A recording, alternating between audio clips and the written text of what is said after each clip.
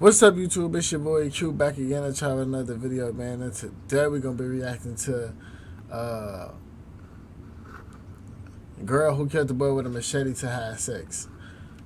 I don't know why the fuck would they do this, but let's see. This victim was hacked with a machete to try to keep the discovery secret. It's a very unusual case. I can't even wrap my mind around it.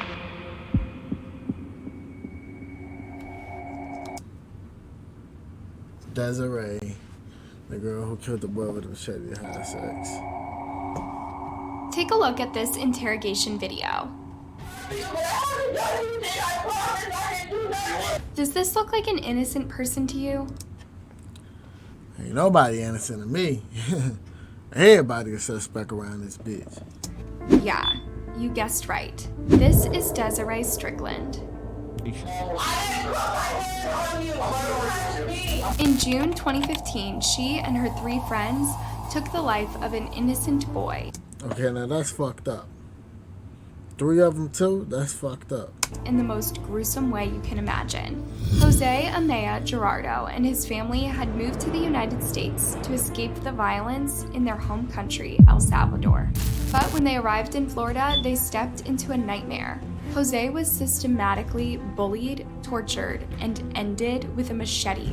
And it doesn't end there. What the 4 teens did next to his lifeless body is unspeakable. Believe me, this case has more than one outrageous twist. I'm confused. They did this shit to over fucking real. Today's story begins with Jose Amaya Gerardo. He was born in 1998 to parents. 1998. I was born in 1999, so that means these people around my age now. The boy would have been 22. That means the girl got to be around 23, 24, 22-ish. I was born in 1999, so this happened in 2015, which means the boy was 15 or 14 when he lost his life. Lucia and Santos Amaya. For the biggest part of their lives, Jose, his parents, and his 5 siblings lived in El Salvador, a tiny country in Central America. El Salvador has truly gorgeous scenery, lively towns full of color, and amazing cuisine. But the country also has a dark side. Its infamous narcotic. Yeah, we definitely know our fair. They definitely got a dark side. Oof.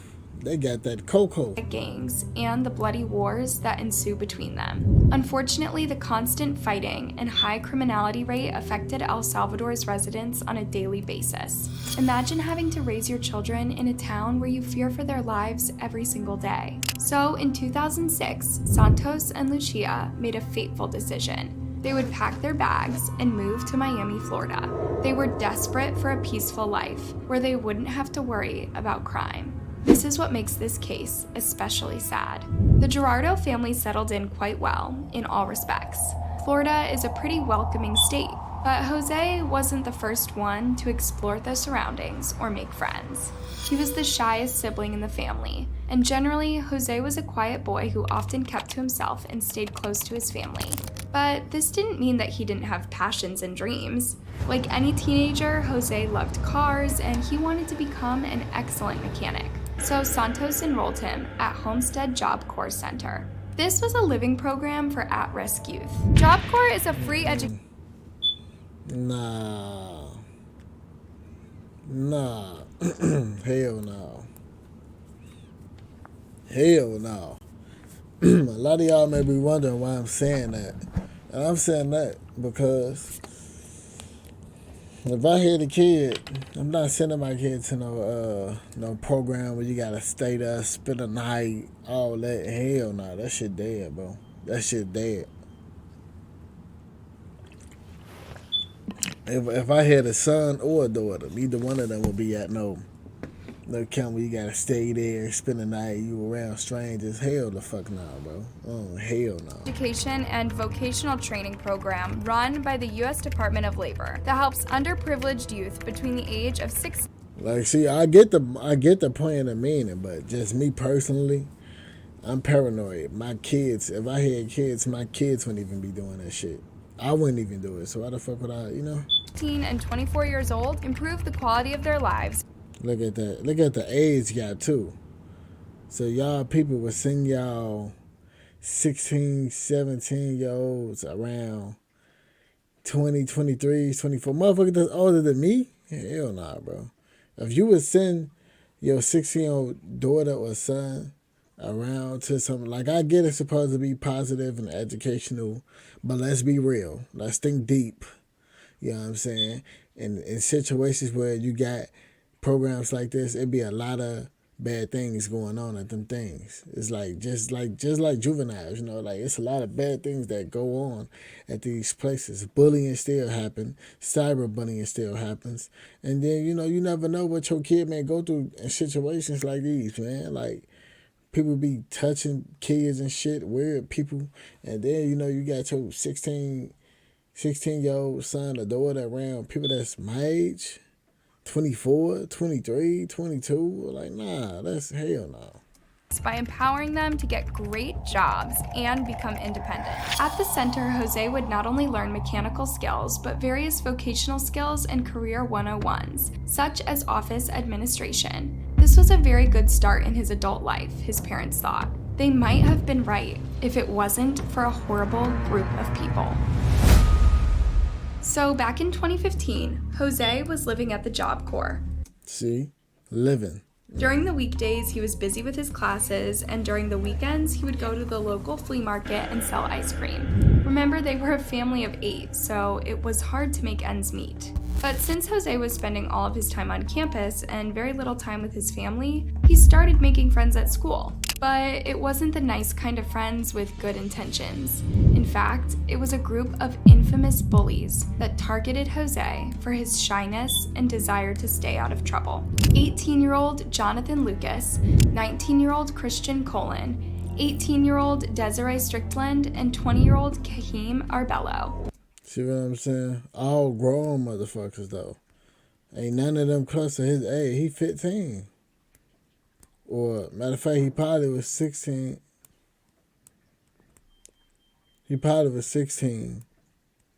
And his birthday was, you know what I'm saying? I don't know. Maybe he was 16. I don't know, bro. But that shit ain't. Were not popular with the teachers or with the other students. In fact, people steered away from them. Apparently, they all had criminal records when the Job Corps took them in. But no one told Jose's family about this when they enrolled him. Kahim, the oldest of the group, was a suspected narcotics dealer. You see what I'm saying, though? Like, and then they talking about nobody told the parents. That's because people, and when it comes to places like this, people they're not going to print out the bad. They're going to just make it seem like it's all beautiful and sweet. Hell nah, bro. Like, hell the fuck nah. That's why my kid, I would never do nothing like that. And a pretty mean one, too. And he happened to be Jose's roommate at Job Corps. Soon enough, Kareem was harassing Jose and taking his money. Jose didn't know how to react to this. He was stuck in a completely unfair dynamic. It was 4, sometimes 5 against 1, and these were known bullies with criminal records. There was something else. The Job Corps, as gorgeous as it looked, was surrounded by wooded areas. This meant that it was really easy to do illicit activities on campus, or at least a few feet away from it. On the afternoon of June 28, 2015, Jose asked the Job Corps for permission to head out and get some snacks. The staff knew he would usually be back in a half hour or so. So when he didn't come back by 6 p.m. that day, the staff called Jose's family. They wanted to know whether Jose had gone to see them, although it was unlike Jose to lie like that. Santos and Lucia immediately knew something was wrong. Their son wouldn't be gone for hours on end without letting someone know about it. So that evening, they went to the police and reported Jose missing. Unfortunately, the Miami-Dade police weren't particularly cooperating. They said that since Jose was 17 years old, he would have to be missing for 72 hours for them to start investigating. What the fuck? What kind of laws is that? That's dumb as shit, bro. That's dumb as shit, yo. Like, you don't have to wait for hours. That shit is dumb. That shit is dumb. investigating. Imagine having to wait 3 long days just because of bureaucracy, even though you know your child is in danger. So Santos, Lucia, and Jose's older brother Fredis started looking for him without the officers' help. They went to the Job Corps and spoke to its staff, but no one knew anything except that Jose had left to get a few snacks. They searched through the town center and all the shops Jose might have gone to, but no one had seen him. So 2 days after Jose's disappearance, his family started searching through the wooded areas surrounding Job Corps. That's when Fredis saw a large burned patch of grass. Then he went closer looking for clues. That's when his heart Oh, man.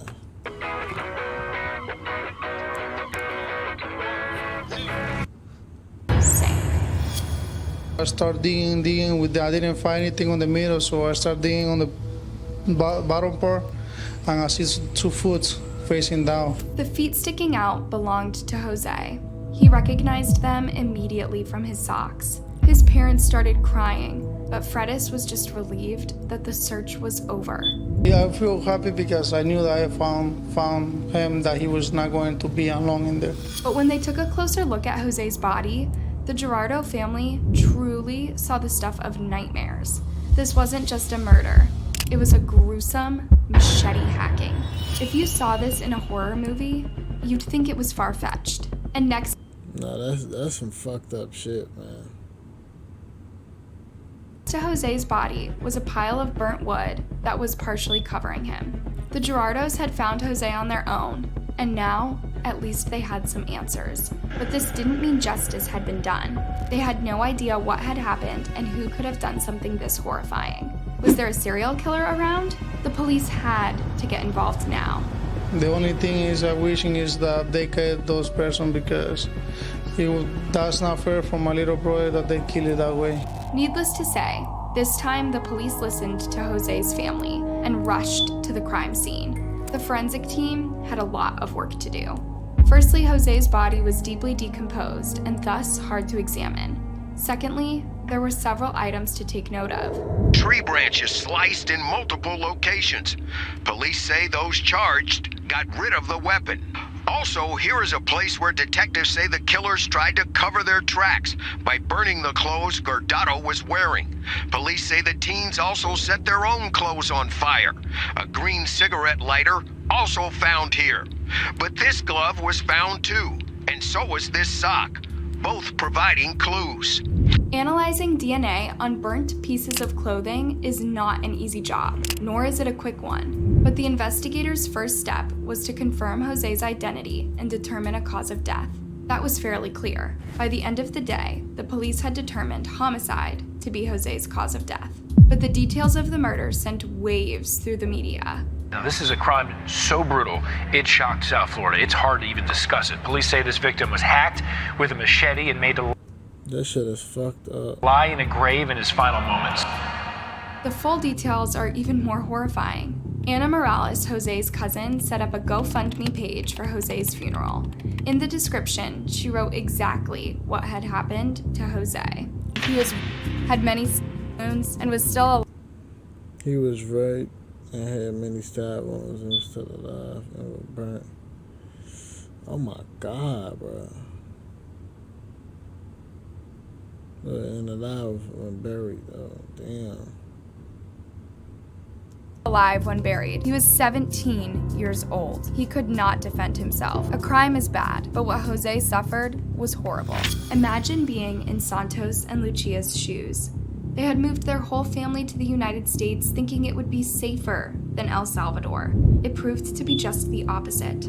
There, you might fall collateral damage during a nasty shootout. But Jose's moments were much worse than that. Every day, every night, every time I'm working, I cannot think about it. Every time I pass by there, I cannot stop looking back where I found him. I always looking back. The Gerardo family was desperate for answers. Who had killed Jose? Why? And when were they going to get arrested?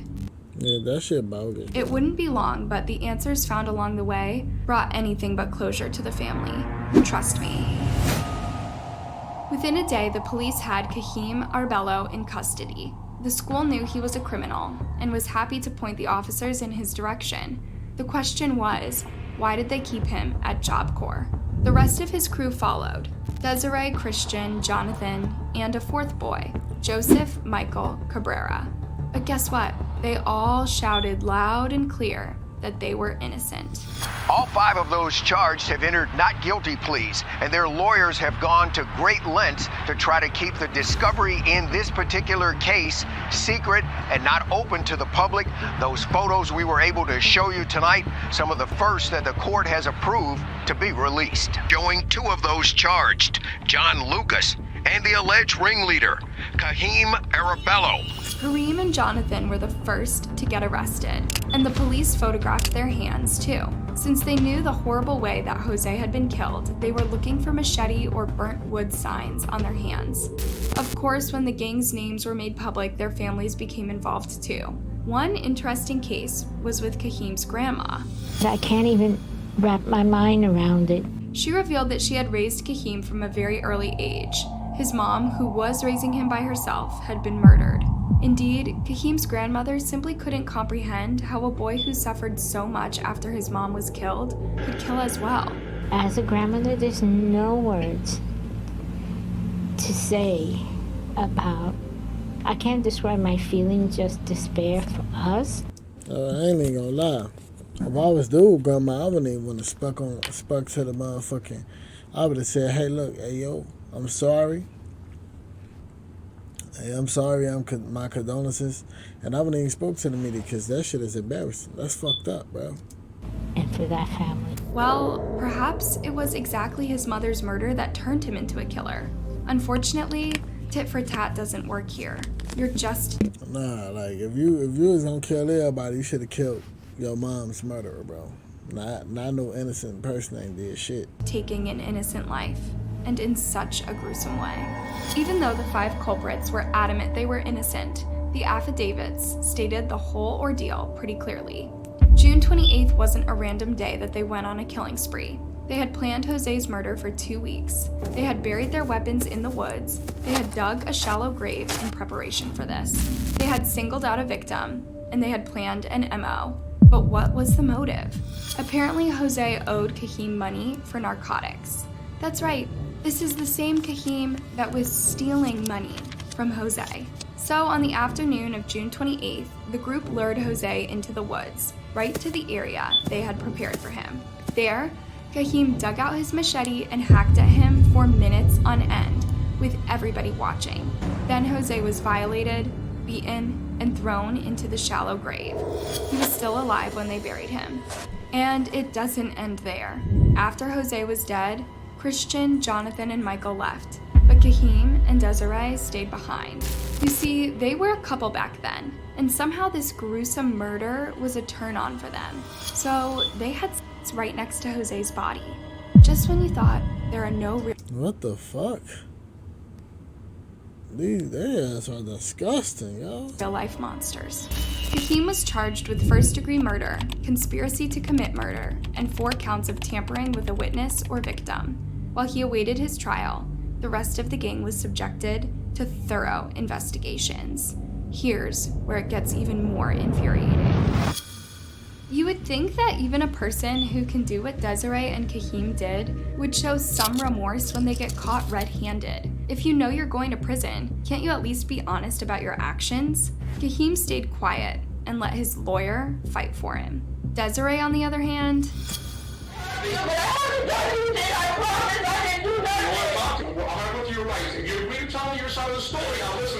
No matter how much the officer tried to calm her down or get her to tell her story, she just kept yelling that she was innocent.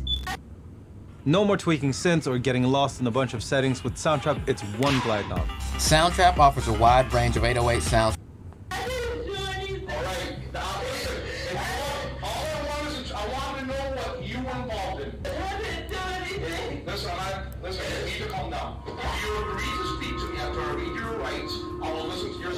Yeah, very convincing. No side of the story, just yells and cries. You want to talk to me? No. I want to talk to my dad. And when that didn't work, She went on to insult the police officer. Desiree had pushed him when he was walking her into the interrogation room. Now Desiree was saying he touched her. Imagine being an officer and having to deal with a person like this. When the cop wasn't taking any more insults from her, she started claiming she was going to have an asthma attack. You're gonna sit me in a hot patrol car until I die. You're not gonna die. I have asthma. You're not gonna die, okay? If you don't behave in here in the air-conditioned room. The officer then left Desiree alone in the room for a while. This is a classic interrogation technique, to see how the suspect's behavior changes when they think they're on their own. With Desiree, her behavior was pretty darn obvious. She tried to break free by hitting her cuffs against the table. Then she tried to remove the screws from an electrical outlet so she could pick open her cuffs. Did she really think that was going to work? Also, if you're claiming you're innocent, why are you trying to escape the police station so desperately? Before the detective was back, she managed to scratch something on the police table. MPD, go to hell. Way to go, Desiree. While it might have been somewhat hilarious to watch her go crazy inside the interrogation room, this is very sad too. She planned Jose's murder, helped her boyfriend kill him, and then had intercourse right next to his body. Then she not only lied about being innocent, she took the high and mighty road, yelling at the detective and insulting the police. This demonstrates just how little remorse she has for her actions. Now, police say that Strickland's three co-defendants have all confessed. They're all charged with first-degree murder. They say this homicide was triggered by a debt owed to Strickland's boyfriend. When Desiree appeared in court, she once again had a horrible attitude, but a different kind. Girl went before a judge this morning to face that grade's just crazy as fuck. first-degree murder charges, but she appeared absolutely bored and uninterested in court. This is disrespect to the authorities disguised as boredom. Desiree looked defiant and arrogant throughout her trials. She didn't want to look scared. She wanted to say once more, MPD, go to hell. Not only was Desiree charged with first-degree murder and tampering with a body, she was also fined $2,100 for pushing the police officer, trashing the interrogation room, and removing the screws from the electrical outlet. Court finds probable cause, sets no bond on that one. Eventually, all four boys confessed to the murder and shared really graphic details about it with the cops. The only one who refused to accept any responsibility was Desiree. Around this time, Jose's parents appeared on TV. They thanked the police for arresting the 5 suspects and urged them to give appropriate sentences. Joseph Michael's case was a little different. He had a much smaller involvement in the murder than the other 4, so the attorneys offered him a plea deal, a maximum of 10 years in prison for testifying against his friends. In a pretty strange turn of events, Joseph Michael refused the plea deal and said he wanted to go down with the rest of the crew. Why would he want to have to spend the rest of his life in jail?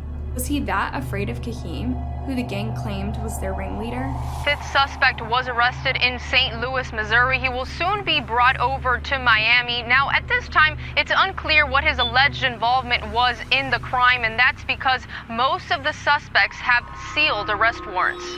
And in Christian Colin's case, his defense team argued for insanity. We believe that Mr. Colon is suffering from psychosis, and we believe that he is not competent at this time to stand trial. Indeed, Christian didn't seem well in either of the videos he appeared in.